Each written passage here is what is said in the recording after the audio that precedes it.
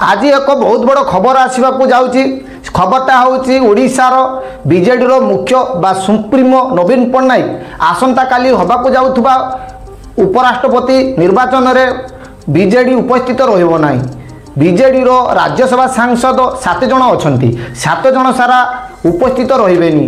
BJD कहवा कथा अनुसार जे से दुई दल मध्य समन्वय दूरता रखिए एनडीए एवं इंडिया गठबंधन मध्य से कहारी को समर्थन करेंगे ना। पॉलिटिकल विशेषज्ञ मैंने कहते बीजेडी ना ए कूल ना से कूल मझु रास्तार से जाऊँगी। मझु रास्तार गले जमी ट्रक सहित धक्का हो जाए सेमती धक्का हो संभावना अच्छी कहीं रास्तार एपटे न सेपटे चलिए सुरक्षित चलो।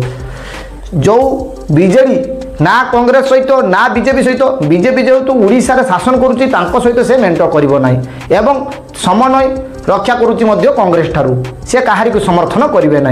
दुई जन राष्ट्रपति साउथ जोन आसी।